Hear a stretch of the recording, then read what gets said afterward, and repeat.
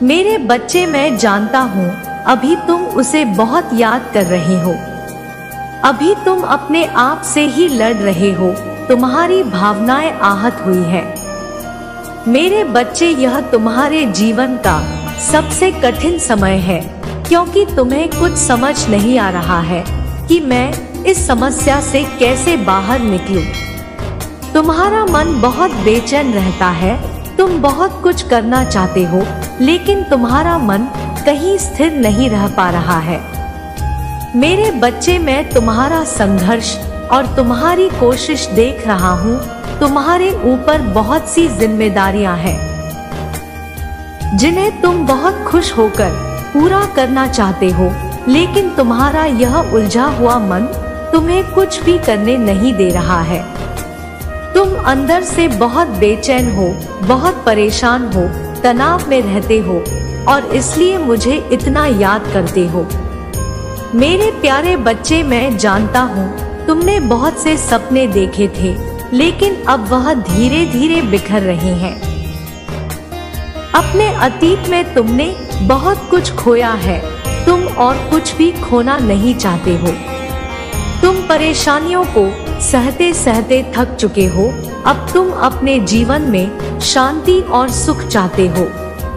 तुम अपने परिवार से और अपनों से बहुत प्रेम करते हो।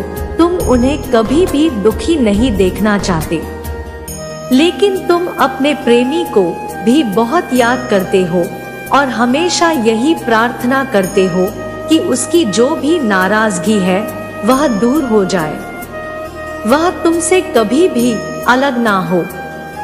मैं जानता हूँ मेरे बच्चे, तुम उसके साथ ही अपना जीवन बिताना चाहते हो। तुम दोनों एक दूसरे के साथ बहुत खुश थे, लेकिन फिर तुम दोनों के बीच बहुत सी गलतफहमी आ गई और जिस कारण आज तुम्हारा रिश्ता बिखर गया है। तुम फिर से सब कुछ ठीक करना चाहते हो, सब कुछ पहले जैसा करना चाहते हो। मेरे बच्चे, आज मैं तुम्हें अपने संदेश के माध्यम से यही बताने आया हूँ कि तुम चिंता मत करो, शीघ्र ही सब कुछ ठीक हो जाएगा। यह तुम्हारे जीवन का सबसे कठिन समय है। यह बहुत अधिक समय नहीं रहेगा, यह खत्म होने वाला है और एक नई सुबह और आशा की नई किरण लेकर आ रहा है। कुछ ऐसा होने वाला है जिससे तुम दोनों फिर से पहले की तरह एक साथ होगे और अभी जो कुछ भी गलतफहमियां तुम दोनों के बीच आ गई है, उनका भी अंत होने वाला है। इस कठिन समय के कारण ही तुम दोनों का रिश्ता पहले से और मजबूत बनेगा। तुम्हारी हर परेशानी अब समाप्त होगी। अब तुम्हारे रोने का समय नहीं है, तुम खुश हो जाओ। आने वाले 10 दिन तुम्हारे लिए एक बहुत बड़ी योजना ला रहा है। इस योजना के माध्यम से तुम दोनों का रिश्ता फिर से पहले जैसा हो जाएगा। मेरे बच्चे, तुम दोनों में से किसी की भी गलती नहीं है। तुम जैसा सोच रहे हो वैसा बिल्कुल भी नहीं है। वह तुम्हें धोखा नहीं दे रहा है। वह तो इस समय भी एक बड़े परेशानी में उलझा हुआ है। किसी ने उसके साथ बहुत बड़ा धोखा किया है, इसलिए वह इतना परेशान है कि उसका स्वास्थ्य भी ठीक नहीं चल रहा है। उसे धन के कारण बहुत बड़ी हानि हुई है, इसी कारण वह इतना क्रोधित रहता है। वह तुमसे नाराज नहीं है, वह स्वयं से नाराज है, क्योंकि उसने जो कुछ भी सोचा था कुछ भी वैसा नहीं हो रहा है। वह अपने आप को बहुत कमजोर और असहाय समझ रहा है।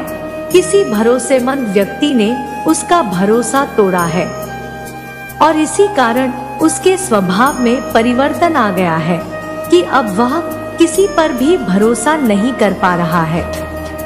हर किसी पर संदेह कर रहा है, सबको संदेह की नजरों से देख रहा है। वह तुमसे बहुत कुछ छुपा रहा है। वह अपनी परेशानियों को और अपनी हानि को तुम्हें बताना नहीं चाहता। अभी वह बहुत मुश्किल समय से गुजर रहा है। इसलिए मेरे प्यारे बच्चे, तुम अभी कुछ समय के लिए अपने आप को शांत रखो।